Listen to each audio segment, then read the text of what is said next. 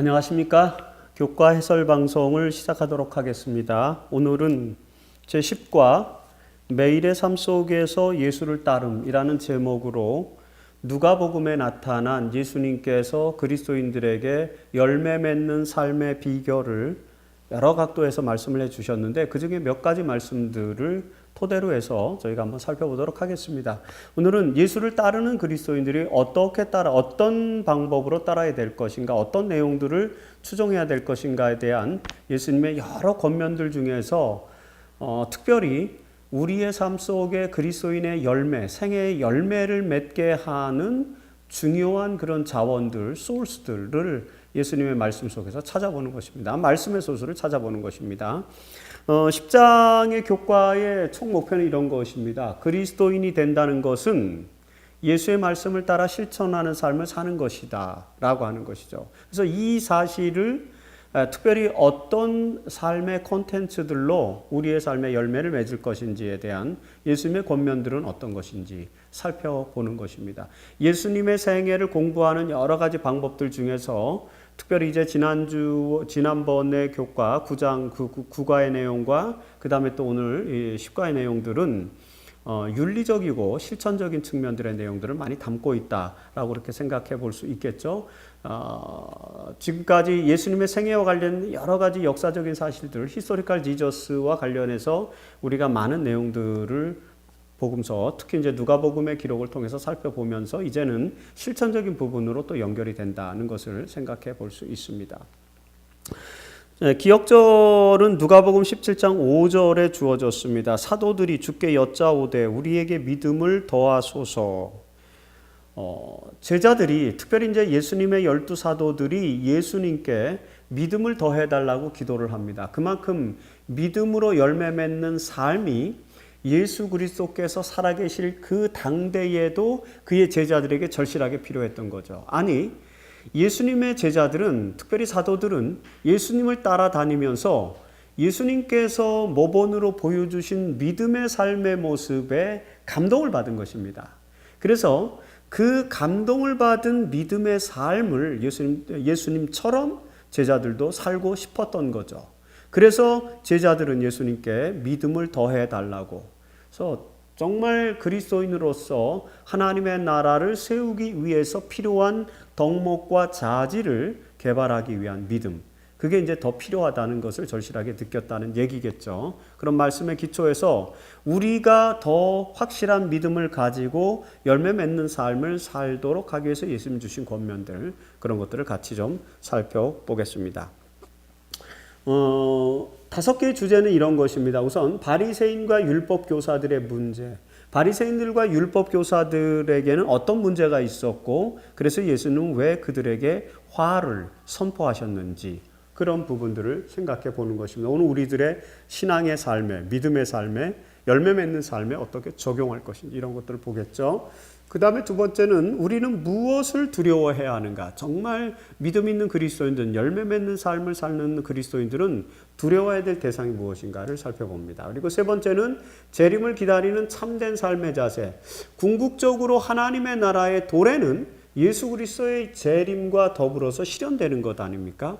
근데 하나님의 나라라고 하는 궁극적인 목적, 텔로스가 완성되는 그런 그리스도의 재림, 그 기독교 신앙의 텔로스, 궁극적인 목적, 그것을 기다리는 참된 삶의 자세, 어떤 것이어야 되는지에 대해서 예수님의 권면이 무엇인지를 살펴봅니다. 그리고 열매 맺는 삶을 살기 위해서 어떻게 해야 되는가, 더 구체적으로 열매 맺는 삶에 대한 세부적인 예수님의 비유들, 그리고 가르침들, 이런 것들을 살펴봅니다. 그리고 다섯 번째로 하나님의 백성들은 이제 어떤 리더십을 가져야 하는가. 이 시대 우리에게 리더십이 필요하다면 우리에게 필요한 리더십, 예수님이 우리에게 원하시는 리더십은 어떤 것인가? 열매 맺는 그리스도인들의 삶, 예수님의 말씀에 따라 실천하는 삶을 사는 그리스도인들은 어떤 리더십을 드러낼 것인가에 대한 것을 살펴보는 것이죠. 학습 목표는 매일 예수의 말씀을 따르는 삶을 실천하자라고 그렇게 정할 수 있습니다. 자, 첫 번째로 일요일 소지 바리새파를 피하라는 그런 제목으로 우리에게 예수님의 권면들을 존 파울러는 정리해주고 있지 않습니까? 우선 바리새인들과 율법 교사들의 문제가 무엇인지 한번 여기서 살펴보는 것입니다. 누가복음 11장에는 화 있을진저 너희 바리새인이여, 그리고 또 율법 교사를 또 정죄하는 그런 내용들이 누가복음 11장 42절 이후로 이렇게 등장을 하게 됩니다. 이 내용은 마태복음에는 23장에 기록되어 있습니다. 마태복음에는 거의 예수 그리스도의 사역이 맞춰져 가는 즈음에 바리새인들의 화를 선포하면서 그리스도인들은 의와 인과 신, 11조와 이런 어떤 거룩한 외식하는 바리새인들의 신앙산보다 그런 것들도 필요하지만 더 중요한 것은 의와 인과 신이다. 그래서 의와 정의와 그리고 인자함, 인애로움과 그 다음에 믿음, 신앙 이런 것들이 필요하다는 그런 예수님의 말씀을 누가는 조금 간결하게 이렇게 설명을 합니다. 그래서 외식하는 바리새인들에 대한 정죄 이야기와 그리고 바리새인의 7화를 선언하는 마태복음의 두 개의 섹션, 두 개의 내러티브로 구성되어 있는 이야기들을 누가는 하나로 모으는 거죠. 그래서 바리새인과 율법교사들의 문제를 직접 이렇게 지적을 하시는 것입니다. 예수님은 바리새인들의 죄를 어떻게 묘사하고 있습니까? 이제 여러분 성경을 읽어보시면 누가복음 11장을 읽어보시면은 37절부터 쭉 읽어보시면 이런 내용들이 나오죠. 우선 바리새인들은 11조는 드리지만 공의와 사랑은 버린다. 마태복음에서는 이것을 의와 인과 신 이런 식으로 표현했지 않습니까? 그 이 의와 인이라고 하는 개념이 누가는 공의와 사랑이라는 개념으로 좀 더 구체화해서 설명해 주고 있죠. 그래서 공의 또는 정의, 이 땅에 정의와 사랑을 실천하는 것이 바리새인들, 종교 지도자들이 해야 될 일이지만 유대인의 종교 지도자들이었던 바리새인들은 11조와 같이 종교적인 일에는 최선을 다하지만 공의와 사랑, 정의와 사랑을 추구하는 사회적인 책무는 등한시하고 있다는 거죠. 사회적이고 도덕적이고 윤리적인 책무를 수행하지 않는 것, 그것이 바리새인의 죄라는 거죠. 오늘 우리도 마찬가지입니다. 그리스도인이라고 공언하면서 그래서 교회도 열심히 나오고 그리고 11조도 잘 드리고 그리고 나름대로 신앙생활의 기본이 되는 ABC를 잘 지킵니다. 하지만 더 본질적인 그리스도인의 참된 정체성, 참된 모습인 정의와 사랑을 위한 사회적 윤리적인 책무에는 어떻게 하는지 그런 걸 봐야 된다는 얘기입니다. 회당에서 높은 자리를 탐한다는 거죠. 물론 유대 사회는 종교 사회였기 때문에 회당에서의 높은 자리가 사회적인 이 소셜 포지션을 말하는 것이라고 볼 수 있습니다. 오늘 우리가 사는 사회는 정치 경제 사회니까 정치 경제 학벌의 사회, 이런 사회에서 높은 자리 무엇인지 우리가 인식할 수 있습니다. 그런 높은 자리를 탐하는 것입니다. 이제 나중에도 나오지만 높은 자리를 탐하면서도 높은 자리에 위치에 있는 그런 인격과 도덕성을 갖추지 않는 지도자, 그런 사람들이 문제가 되는 것인데 바리새인들은 바로 그런 사람들이었던 것입니다. 높은 자리를 탐하기는 하지만 그 자리의 책무, 그 자리에서 해야 될 역할은 소홀히 했다는 것이죠. 그래서 보이지 않는 무덤과 같다라고 설명하고 있습니다. 마태복음에서는 회칠한 무덤이라고 이제 표현을 했어요. 회칠한 무덤. 겉으로 보기에는 번지르르한 것 같지만 속에는 썩은 시체가 있는 것과 같이. 그래서 겉모양은 그럴듯한 종교인의 모습을 하고 있는 바리새인들. 실제로 영적으로는 하나님께서 보시기에 절대로 정상적이지 않은 사람들의 모습. 그런 사람들의 모습을 이제 설명하는 것입니다. 은유적으로 설명하는 것인데 회칠한 무덤 또는 보이지 않는 무덤과 같다라고 예수님께서 표현을 하고 있습니다. 마태가 회칠한 무덤이라고 표현한 것을 누가는 보이지 않는 무덤, 이렇게 우리말에는 이제 판벽한 무덤 이런 표현들도 있는데 또 다른 난해주에 보면은 보이지 않는 무덤이라고 이렇게 설명하고 있지 않습니까? 그런 표현들을 하고 있다라고 볼 수 있습니다. 자, 이런 것들을 지적하면서 바리새인들은 궁극적으로 하나님께 죄를 범했다. 바리새인들은 하나님의 진정한 지도자, 하나님의 진정한 종교인이 아니다. 라는 사실을 이제 예수님께서 비평을 합니다. 이미 예수님과 바리새인들 사이, 예수님과 유대 종교 지도자들 사이에서는 이제 갈등과 대립 관계가 사회적으로, 종교적으로 형성이 되었습니다. 그래서 많은 유대 종교 지도자들이 가급적이면 어떻게 하면 예수님을 힐난하고 책잡을 수 있을지에 대해서 끊임없이 호시탐탐 노리고 있는 그런 상황. 이런 상황에서 예수님은 12제자들을 선택하시고 그리고 본격적으로 하나님의 나라의 사역을 행하시면서 이제 정식적으로 바리새인들과 대립하는 그런 과정들이 이제 나타나고 있는 것 아닙니까? 그 과정에서 예수님은 그 대상자들을 향해서 이렇게 신랄하게 비평하는 내용들을 기록한 것입니다. 자, 이런 예수님의 지적에 대해서 이제 한 율법교사, 바리새인이었겠죠. 바리새인이자 율법교사, 서기관이 반론을 합니다. 45절에 보면, 누가복음 11장 45절에 보면. 아니, 이렇게 말씀하시니 우리까지 모욕하십니까? 바리새인과 사두개인들, 서기관들 전체를 지금 유대 종교 지도자 전체를 모욕하시는데 이건 좀 심하지 않습니까? 너무 일반화시키는 것 아닙니까? 특별한 바리새인들 중에서도 특별히 사회적 정의와 사랑, 윤리적인 정의와 사랑을 도외시하는 그런 일부 바리새인들의 이야기가 아닙니까? 라는 그런 이제 반론을 제기하는 것입니다. 굉장히 개인적으로 타당한 반론이라고 볼 수 있고 나름대로는 논리적인 반론이라고 볼 수 있습니다. 물론 그럴 수 있어요. 그런데 지금 예수님께서는 바리새인과 율법교사, 서기관들의 전반적인 신앙적 에토스, 그들이 가지고 있는 신앙의 본질적인 문제를 지적하고 계시는 것입니다. 형식적이고 그걸 이제 외식하는 자라고 말하지 않습니까? 바리새인들의 외식, 형식적인 것, 그것을 이제 나중에 보면 누룩이라고 표현까지 했는데 누룩이라는 은유를 써서 이제 설명하는데 그런 전반적인 바리새인과 서기관들의 에토스, 신앙적 에토스를 예수님은 전체적인 수준에서 지적하시는 것입니다.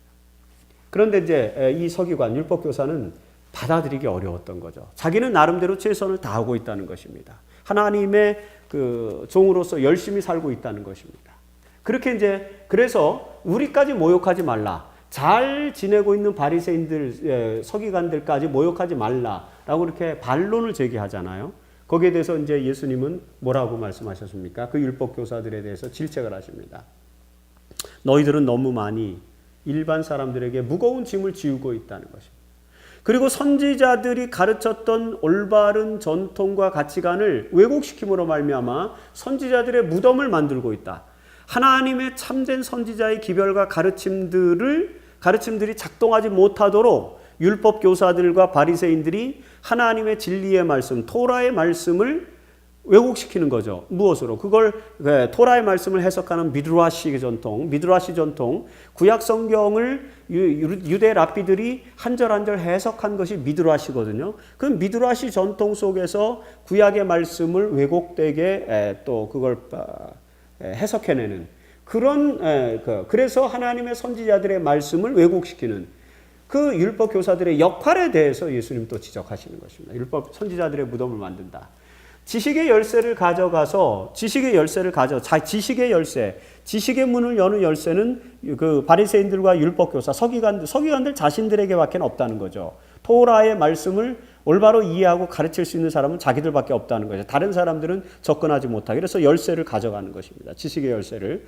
그래서 지식의 열쇠를 가져가서 정작 토라에 있는 하나님의 말씀 속에 들어있는 지식을 열어서 백성들에게 전해주지 못하고 열쇠만 갖고 있다. 결국에는 입구를 막아버리는 역할을 한다는 이런 굉장히 탁월한 레토릭, 수사법을 활용을 해서 예수님께서 율법교사들을 지적을 하십니다. 대단히 정말 탁월한 그런 수사가 아닐 수 없습니다. 지식의 열쇠를 가져가서는 지식의 문을 닫아놓고 그리고 다른 사람이 들어가지 못하도록 입구를 막고 서 있는 율법교사들, 이 서기관들의 태도, 이런 전체적인 에토스에 문제가 있다는 것을 예수님 질책하시는 것입니다.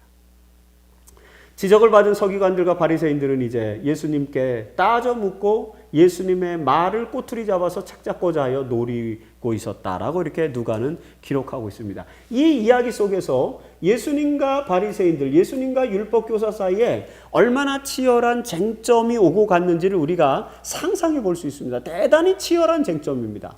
서로가 서로의 논리를 가지고 어프로치하고 있습니다. 하지만 이 과정 속에서 우리는 예수님께서 주시는 교훈들을 우리에게 알려줍니다. 종교 지도자들이라고 하는 사람들, 나아가서 오늘날 21세기를 살고 있는 그리스도인들은 정말로 진정한 그리스도인으로서 살아야 된다. 그러려면은 정의와 사랑의 사회적 책무, 윤리적 책무, 도덕적 책무를 다해야 되고, 높은 자리를 탐하지 않고 그 다음에 외식하는 겉모습만 이렇게 차려입은 그런 종교인, 무늬만 종교인인 종교인, 무늬만 그리스도인이 돼서는 안 된다라는 말씀을 주십니다. 그리고 하나님의 지혜와 지식의 열쇠를 우리가 가지고 있다면 많은 사람들에게 그 지식의 문을 열어서 많은 사람들이 그 지혜와 지식에 참여할 수 있도록 해줘야 된다. 이런 삶을 매일의 우리의 삶 속에서 실천해야 된다. 그런 교훈을 여기서 발견할 수 있겠죠. 가장 심한 형벌을 가져올 것은 경건의 가면 아래 자행되는 죄악이라고 화이트 부인도 말씀을 하고 있습니다. 이런 부류의 사람들보다 공공연한 죄인에게 훨씬 더 큰 희망이 있다. 정말 죄를 많이 짓는 죄인들이 오히려 경건의 가면 아래 있는 사람보다 훨씬 낫다는 말을 교회 증언 5권 144페이지에서 하고 있는 것입니다. 오늘 우리는 경건의 가면 아래서 신앙생활을 하는 그리스도인인지 아니면은 우리의 죄를 공개적으로 하나님께 아뢰면서 용서를 받고 희망을 창출하는 그런 그리스도인으로 살아가고 있는지 우리들의 매일의 삶을 검토해 볼 필요가 있는 말씀입니다. 이 내용에서 바리새인과 율법교사들의 죄와 오늘날 종교인들의 죄의 차이가 무엇인지를 한번 살펴보실 필요가 있습니다. 자, 두 번째는 우리는 무엇을 두려워해야 하는가라고 하는 것입니다. 누가복음 12장 4절에는 몸은 죽이지만 그 후에는 능히 더 못하는 자들, 특히 이제 마태복음 이것을 영혼은 죽이지 못하는 자들, 그런 사람들은 두려워할 필요가 없다는 것입니다. 아무리 권세가 있고 권력이 있어서 우리를 이 땅에서는 우리를 결속하고 가둘지 몰라도 우리의 영혼의 자유까지를 침해할 수는 없는 사람들, 그런 사람들은 두려워할 대상이 아니라는 것입니다. 이 말씀은 바리새인들의 누룩을 경고하는, 바리새인들의 외식을 경고하는 예수님의 말씀과 더불어서 나타납니다. 11장 다음에 바로 이어지는 12장에서 나오는데, 자, 예수께서 바리새인의 누룩을 주의하라는 말씀을 주셨어요. 운유적인 표현인데, 바리새인의 누룩이라는 것은 이렇게 외형적으로 자꾸 부풀어 오르고 이렇게 가시화돼서 다른 사람들에게 점점 부풀려져서 보여지는 그런 것을 상징하는데, 그리고 이제 고대 사회에서 이 유대인들에게 있어서 누룩은 죄를 상징하지 않습니까? 죄. 6월절에 떡을 만들 때 누룩을 넣지 않는 떡을 만들게 됩니다. 누룩은 죄를 상징한다는 유대인들의 전통적 관습 때문에 그렇죠. 그래서 바리새인들의 죄가 누룩처럼 퍼지는 모습, 번지는 모습, 이런 것들을 예수님은 지적하시는 것입니다. 이것은 형식적인 태도로 신앙생활을 하는 바리새인들의 외식을 말하는 것입니다. 형식적인 태도로 신앙하는 것, 그것을 경계하라고 말씀을 하셨습니다. 그래서 이런 사람들을 우리가 두려워할 필요가 없다는 것입니다. 보세요. 세상의 위협과 권위에 대해서 어떤 태도로 살아야 하는가? 외식을 경계하고 형식적인 태도를 경계하면서 우리는 몸은 죽일 수 있어도 영혼을 죽이지 못하는 자는 두려워하지 말라는 것입니다. 다시 말해서 그리스도인들이 진정으로 두려워할 대상은 영혼을 죽이지 못하는 자인 것입니다. 사람들은 아무리 지체가 높고 권세가 있어도 우리의 육신을 죽일 수는 있어요. 그리고 우리의 정신을 피폐하게 만들 수는 있습니다. 하지만 우리의 영혼, 하나님께서 관여하시는 우리의 영혼은 절대로 그들이 어찌할 수 없어요. 우리가 가지고 있는 신앙, 그리고 우리가 가지고 있는 믿음, 우리가 가지고 있는 철학, 우리가 가지고 있는 아주 확고한 그런 의식, 그런 것까지를 세상의 권위자가 절대로 뺏어갈 수 없는 것이죠. 그걸 말씀하는 것입니다. 그래서 예수님은 그리스도인들이 진정으로 두려워해야 될 대상은 누구라는 것입니까? 몸을 죽일 뿐만 아니라 영혼을 죽이는, 영혼도 멸망에 이르게 할 수 있는, 즉 다시 말해서 지옥에 던져 넣는 권세 있는 자를 두려워해야 된다. 누구냐? 그가 하나님이다 라고 이렇게 말하는 것이죠. 그래서 계시록 14장 7절도 하나님을 두려워하라는 그 첫째 천사의 기별의 말씀을 우리가 보지 않습니까? 이런 말씀들을 우리가 이 내용에서 살펴볼 수가 있는 것입니다. 그리고 이제 이 내러티브와 더불어서 예수님은 부자의 부자의 비유를 또 설명하시는데, 그 부자의 비유를 누가복음 12장 13절로 21절을 계속 연속해서 이제 부자의 비유에 대해 설명해요. 14장이 아니라 12장입니다. 12장 21절인데, 부자가 자기가 농사를 많이 지었다고 해서 창고를 예비하는 것이죠.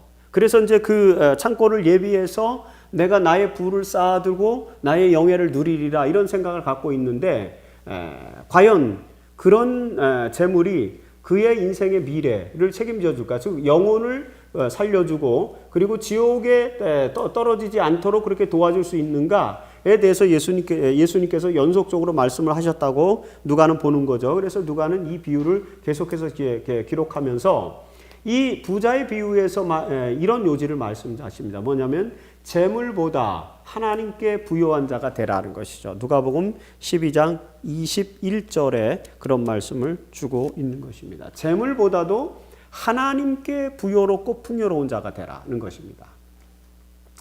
하나님께 충실한 자들은 사람의 권세나 사탄의 증오를 두려워할 필요가 없다고 말씀하셨습니다. 왜냐하면 우리가 두려워해야 될 대상은 하나님이기 때문에 하나님을 두려워하며 그에게 영광을 돌리라.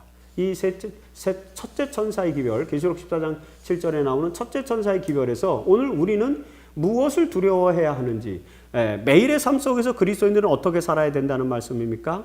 외식적이고 형식적인 태도로 살아가지 말고 그 권세 있는 자들, 또 권세 있는 종교인들이 우리에게 주는 그런 교훈을 따라갈 필요가 없다는 것이죠. 왜냐하면 세상에 권세 있는 자들은 우리의 영혼까지 제어하지는 못한다는 것입니다. 하지만 하나님은 우리를 지옥에 던져놓는 권세를 갖고 있기 때문에 하나님을 두려워해야 된다는 것입니다. 그리고 재물보다 하나님께 부요한 자가 되라, 이런 말씀을 정리를 해서 주십니다.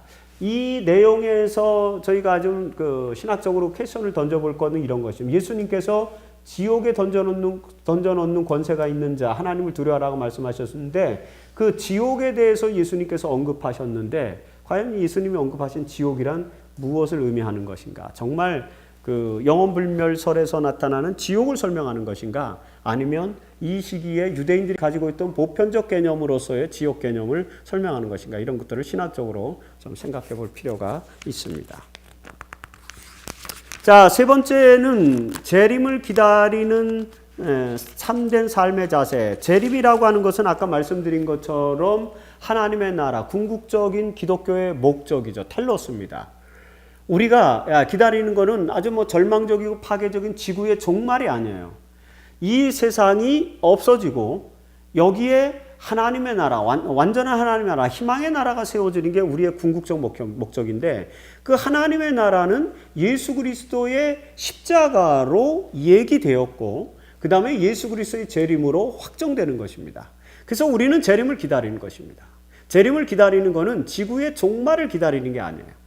지구보다, 이 세상보다 더 위대한 참된 유토피아, 그리고 참된 에덴인 하나님의 나라의 도래를 기다리는 거죠.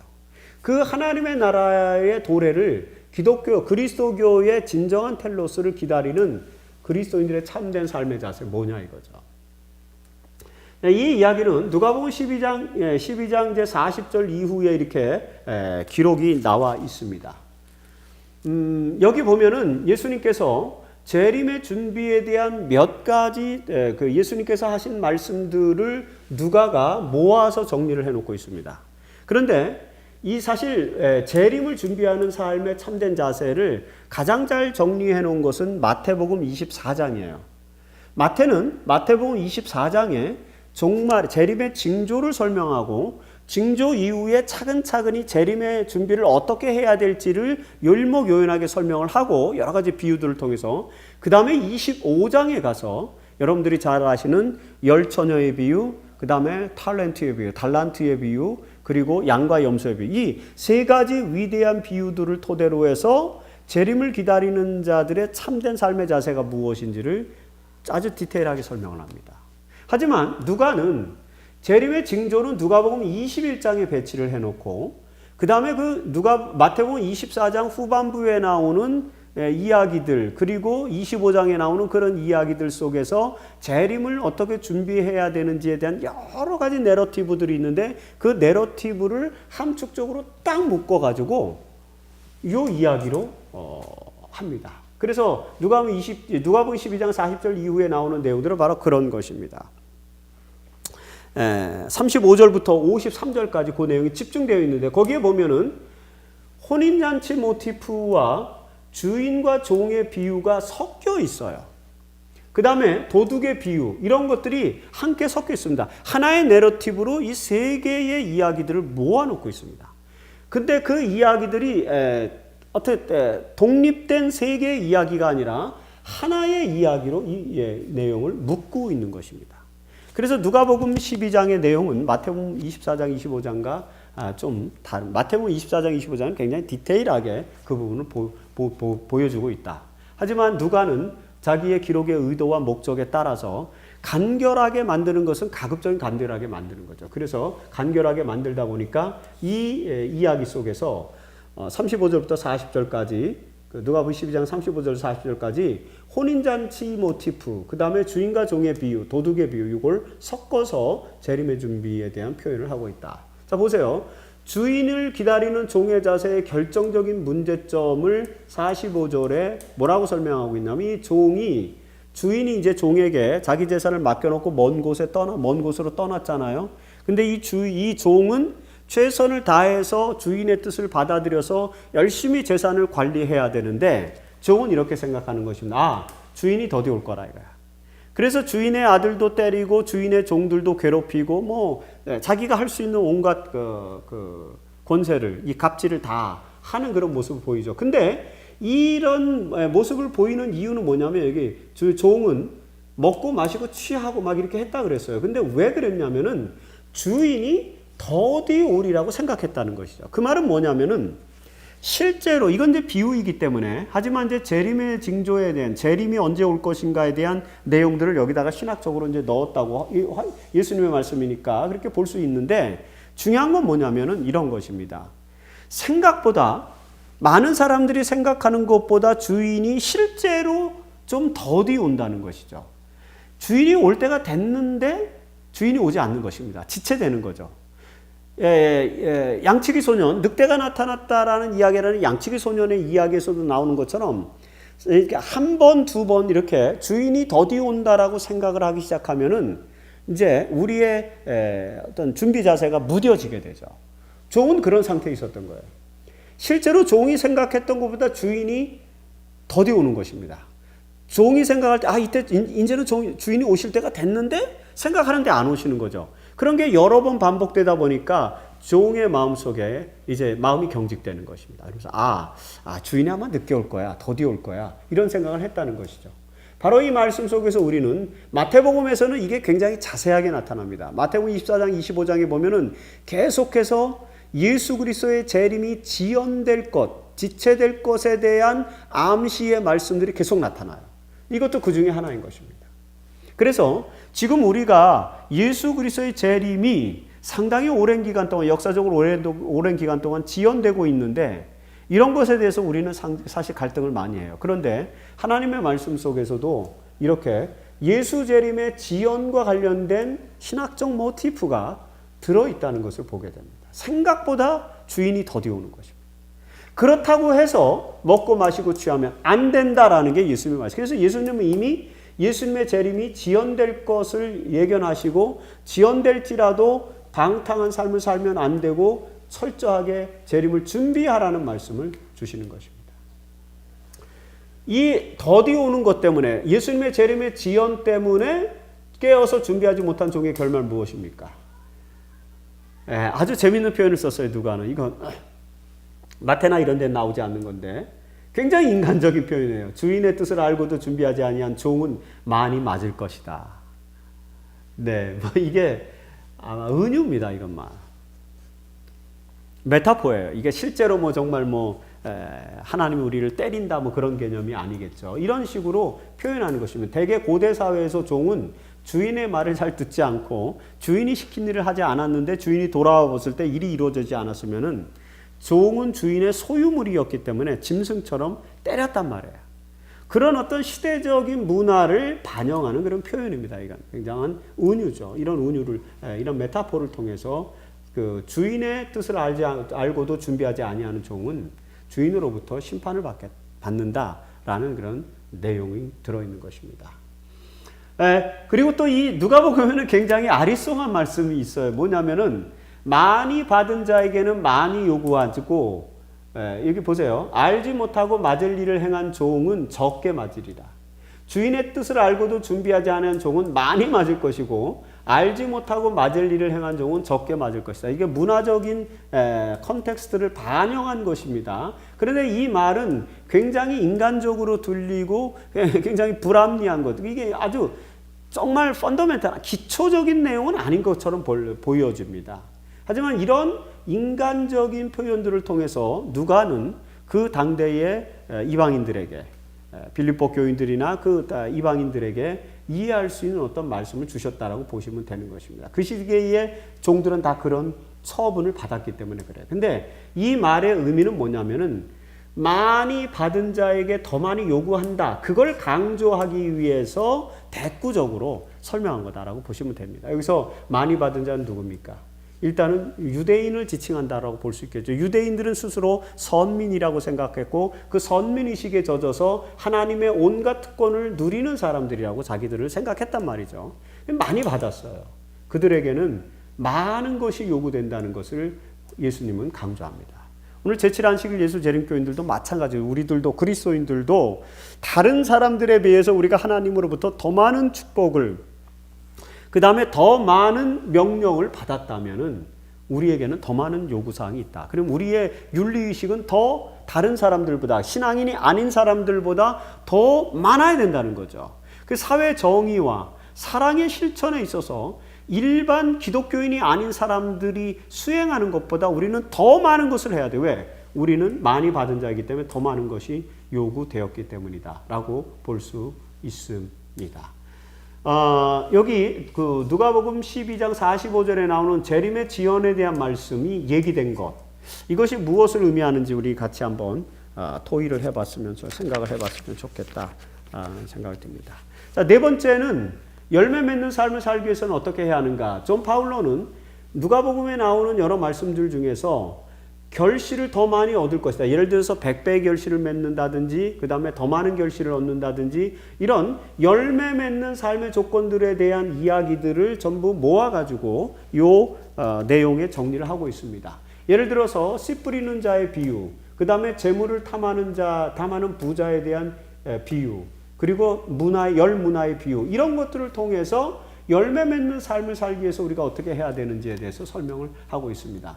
씨 뿌리는 자의 비유는 마태복음 13장에도 나오고 그 다음에 마가복음에도 등장하는데 누가복음에서는 8장에 이제 요 이야기가 나타나게 되는데 누가복음 8장에는 마태복음 13장보다는 다소 좀 간결한 형태로 아주 핵심만 이렇게 요약해서 간결한 형태로 제시가 되어 있고 그 씨 뿌리는 자의 비유에서 얻을 수 있는 교훈은 저희가 다 잘 아는 것처럼 이런 것이죠.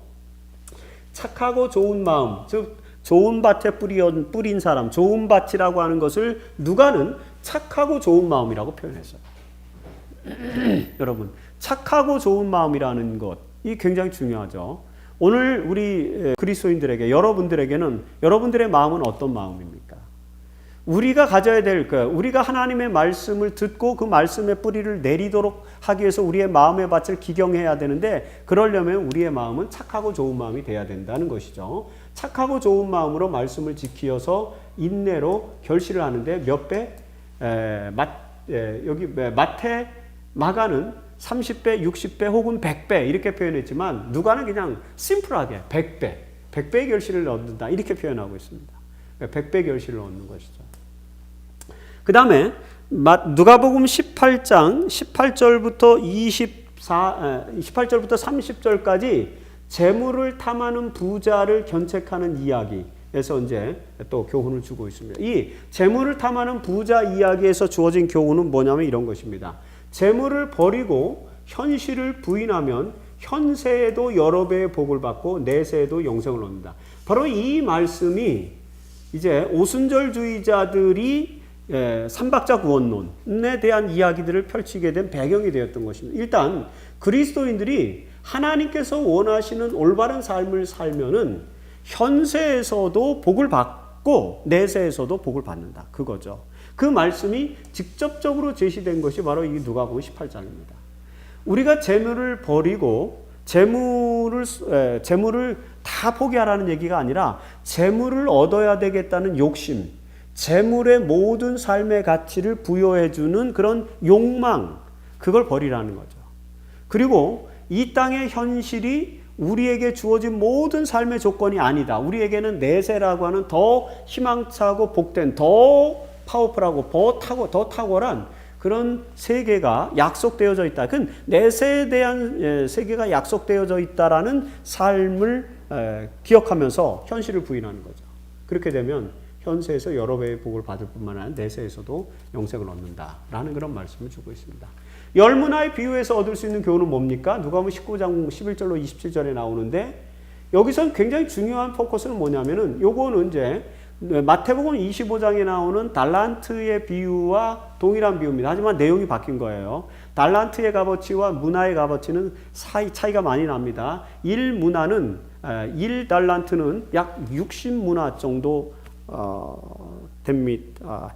600배인가요? 60배. 죄송합니다. 제가 지금 기억을 잠깐 잃어버렸는데 이 문화와 달란트의 차이는 굉장히 많아요.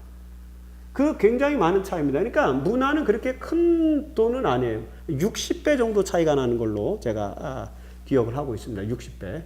1달란트는 60문화 정도 된다라고 그렇게 볼 수 있어요. 1달란트가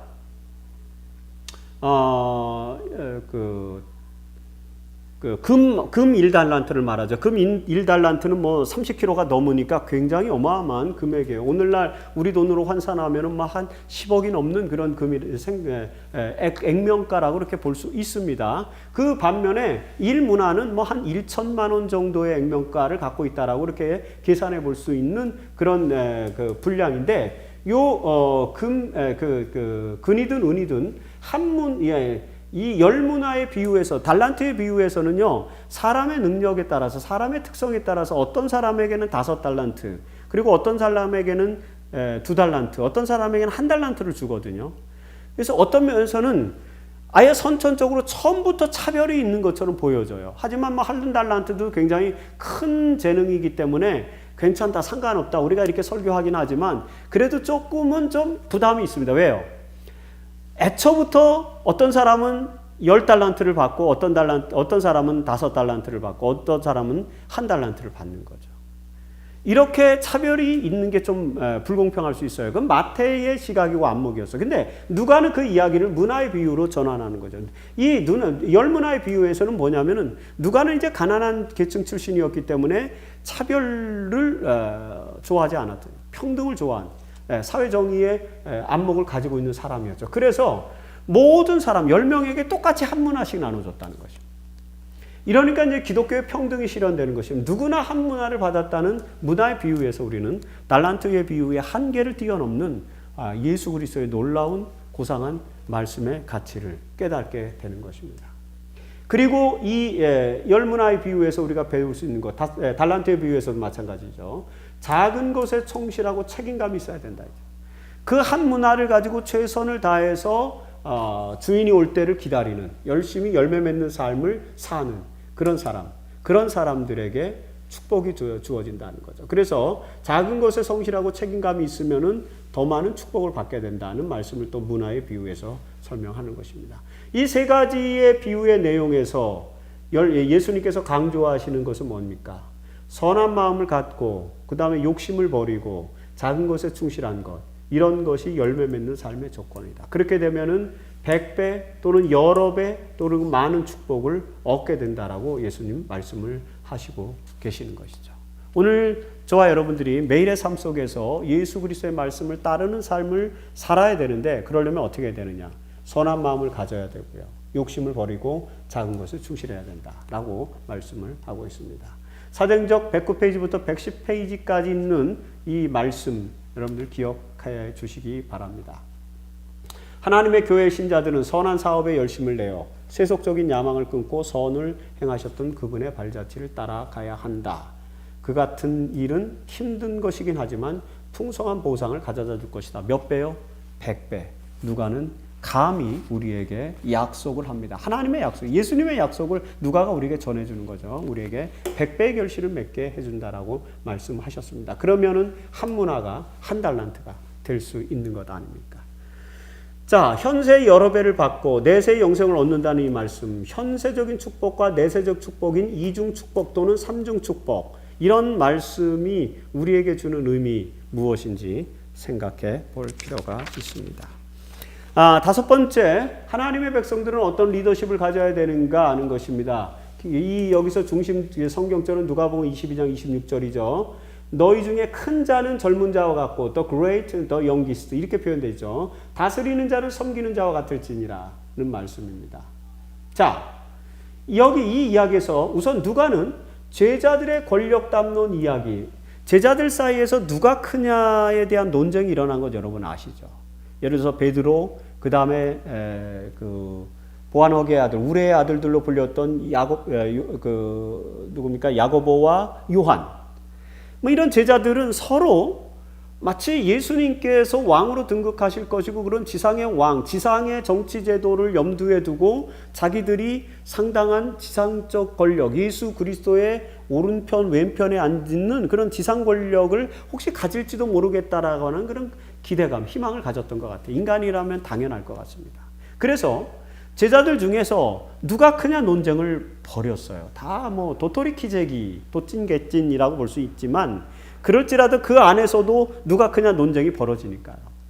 오늘 우리 교회도 마찬가지 아닙니까? 교회 안에서 항상 권력 담론이 있어요. 누가 크냐, 누가 오르냐, 그 다음에 누가 더 세력이 있느냐, 누가 더 그 지도자가 돼야 되느냐, 뭐 이런 누가 크냐에 대한 권력 담론 논쟁이 우리에게도 있어요. 사실 우리 안에서 그런 게 필요 없습니다. 우리 같은 작은 단체에서. 뭐 우리가 국가를 경영하는 것도 아니고 말입니다. 그럼에도 불구하고 죄송합니다. 인간이 살아가는 사회 안에서는 항상 이 권력 담론이 있습니다. 그런데 여러분, 누가는 다른 복음서와 달리 이 누가 크냐라는 권력 담론이 벌어지는 논쟁을 최후의 만찬 내러티브 다음에 위치시킵니다. 상당히 좀 이 이야기에서는 우리가 생각해 볼 게 있어요. 여러분,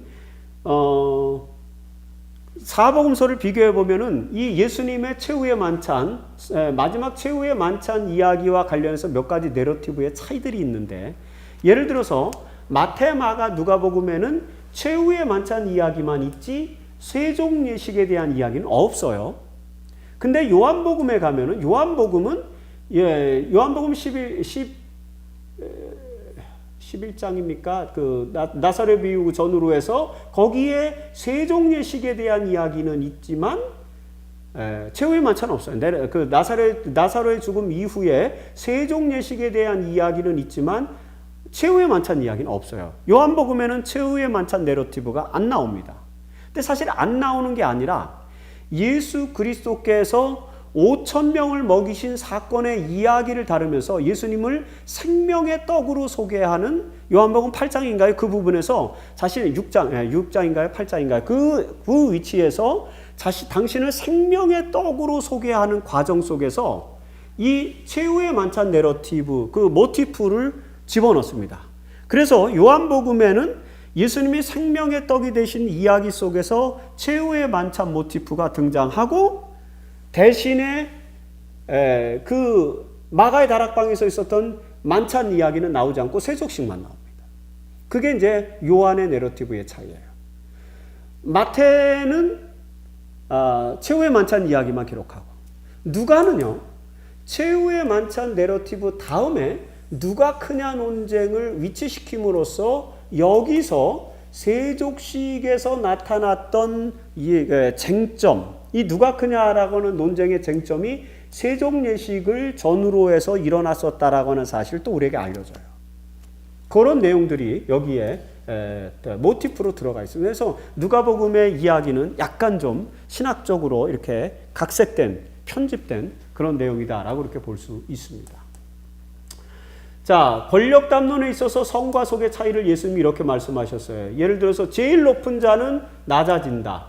여기서 큰 자는 젊은 자와 같고 이렇게 표현했는데 그 큰 자는 젊은 자와 같다는 말의 어원적인 의미들을 분석해 보면은 큰 자는 제일 높은 자를 설명하는 것이고 젊은 자는 낮은 자를 섬기는 것입니다. 그래서 제일 높은 자는 다스리는 자, 지배자와 그 평행 대꾸가 이루어져 있고 그 다음에 젊은 자, 낮은 자는 섬기는 자와 평행 대꾸가 이루어져 있어요. 그래서 같은 표현입니다. 이게 그 평행 대꾸법으로 이루어진 것입니다. 그래서 제일 높은 자, 즉 지배자는 낮은 자, 즉 섬기는 자처럼 처신해야 된다.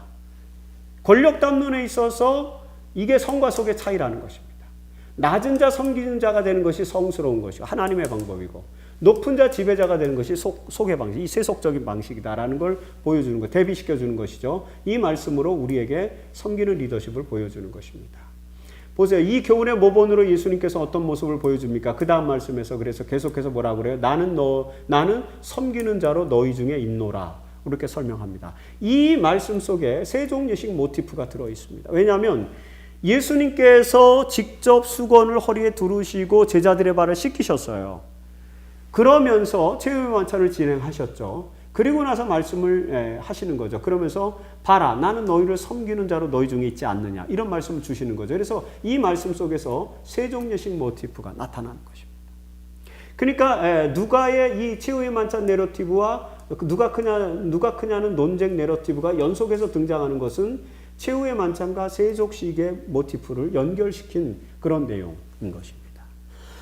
그래서 우리는 마태복음과 누가복음과 요한복음을 전체적으로 보아야만 그 당시에 마가의 다락방에서 세족식이 있었고 그 다음에 세속식이 있기 전에 누가 크냐에 대한 논쟁이 있었고 그것 때문에 제자들이 서로 자기가 그 지배자가 되고 높은 자가 되려고 했었고 그 싸움 때문에 아무도 발을 씻겨주지 않았고 그래서 예수님이 직접 허리에 수건을 둘러서 제자들의 발을 씻기고 나서 그리고 나는 너희를 섬기는 자 중에 있지 않느냐 말씀 주셨고 그리고 이제 최후의 만찬이 이런 내러티브의 내용들을 우리가 정리해 볼 수 있는 그런 세 복음서의 조화, 이 사복음의 조화를 이렇게 생각해 볼 수 있습니다. 그런 내용들로 기록이 되어 있습니다. 그래서 그리스도인은 servant leadership을 가져야 된다라는 그런 교훈을 우리에게 주는 거죠. 최근에는 servant leadership이라는 것 자체, 리더십이 너무 왜곡돼. 현대 사회에서 리더십이 너무나도 왜곡됩니다. 보세요. 우리 사회의 대표적인 왜곡된 문화가 이 갑질 문화 아닙니까? 이게 리더십의 왜곡 문화를 대표해 주는 것이거든요. 그래서 너무 갑질 문화가 심화되어 있는 현대 사회의 리더십 자체가 문제입니다. 마치 리더십 하면은 누군가를 끌고 가야 되고 무엇인가를 주도해야 되고 이런 생각을 자꾸 가져요. 그래서 오늘날에는 최근에는 리더십이 아니라 차라리 서번십을 강조해야 된다. 이런 사고까지 온 것입니다. 그만큼 리더십이 도전을 받고 있는 거죠. 왜요? 수많은 리더들이 올바른 리더로서 리더십을 보이지 않기 때문에. 진정한 리더십은 섬기는 자로 너희 중에 있다고 말씀하신 예수님의 servant leadership이기 때문에 그런 것입니다. 여러분, 지도력과 섬김의 정신, 리더십과 servantship, 이것의 의미의 차이, 그리고 왜 오늘 우리 시대에 이런 것이 필요한지 그래서 한번 고민을 해주셨으면 좋겠습니다. 자, 오늘 이 교과의 전체 내용, 누가복음에 나오는 그 예수님을 따라야, 매일의 삶 속에서 예수를 따라야 된다는 이 말씀의 내용을 정리하면서 마지막 부분을 좀 살펴보도록 하겠습니다.